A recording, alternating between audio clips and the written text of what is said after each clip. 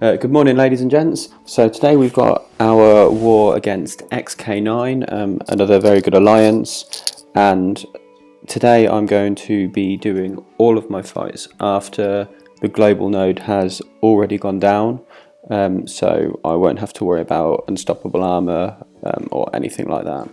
So I'm using Human Torch for this fight. He is currently rank 3.5 because the gold drought is real, and I have a MCOC 5-star, so I hadn't really invested any resources into my 6-star because he spent the entirety of last season banned, but the bans have shifted a little bit, so I've been in a bit of a hurry to rank him up, but obviously that takes quite a lot of resources and he hasn't been a priority until I think it was last week, so we're getting there. Hopefully by the end of the season he will be rank 3 fully, but so this is a fairly simple fight with Human Torch. You've only really got to be aware of the unstoppable from the Wrath of Tanarak, but with pre-fight, the odds of him actually reaching that stage are quite low, so we don't really need to worry about very much in this fight. Again, we're using the indestructible boosts because they're free and you can see the value in them, as I took a combo to the face and I'm still on 90% hit points at the end of this fight. This is one of the things that's so brilliant about Torch's pre-fight. He's melted Sasquatch, who has always got the hit points of a mini boss no matter where he is, so he's a wonderful counter for this fight. So second fight that we've got is Super Skrull. Now with the global up, this fight is a real pig, but without the global it's just a regular Super Skrull fight, and I'm taking Apocalypse for it. Again, I'm not actually running cable, so we've got one charge Apocalypse, which is why I'm running the Power Start 1, because I do want to build up those debuffs a little bit faster so that I can start things moving on a little bit quicker.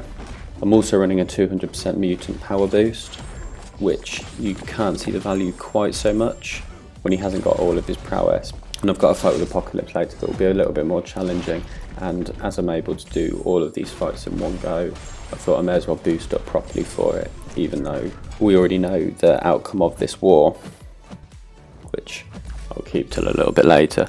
So with Skrull, all we've got to do in this case is just be aware of the miss and his power gain, and it's a fairly simple fight to get through.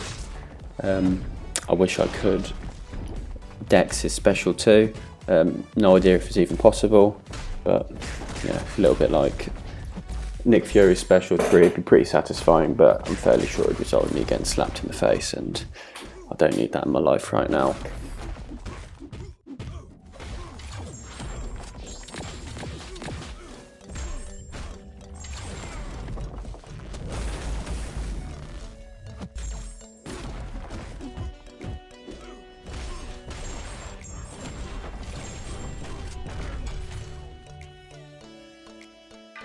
So for our section 2, again we're on path 2.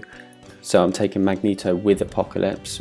This is my slightly more difficult fight because Apocalypse is a metal champion, and ideally you don't want to be using a metal champion against Magneto, which makes this, I think, a fairly decent placement actually, and this is why I've boosted quite heavily for this fight.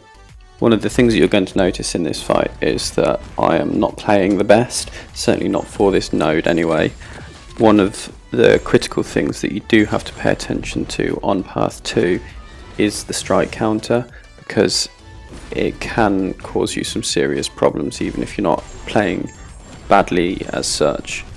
By ignoring the strike counter node, I'm allowing Magneto's block penetration to get quite out of hand, so I'll start taking some really quite heavy parries, and obviously eating a special to the face doesn't help at all.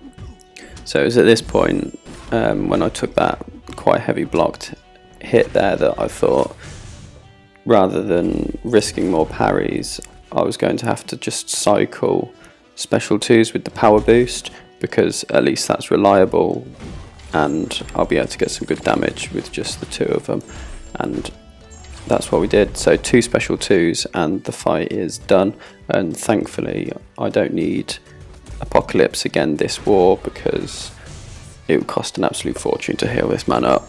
But we got through, and that ultimately is what matters. Our last fight of this war is Magneto against M.O.D.O.K. This is a far more straightforward fight than the previous one.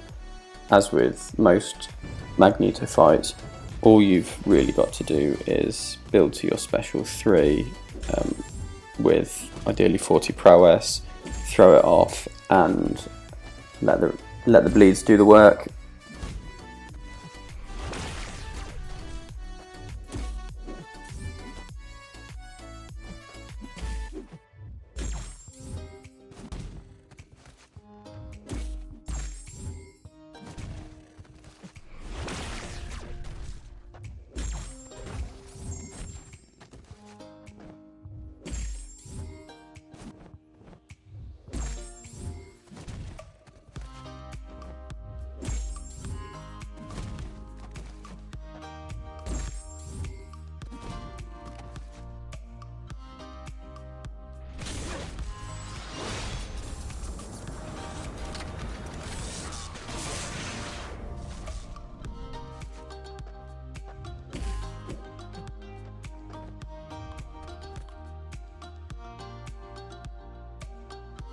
Unfortunately, we did lose this war. We kept our death count at 10, which is still very good, but ultimately XK9 were better. You can't really argue with 4 deaths. That's about all you can say really, so fair play to them.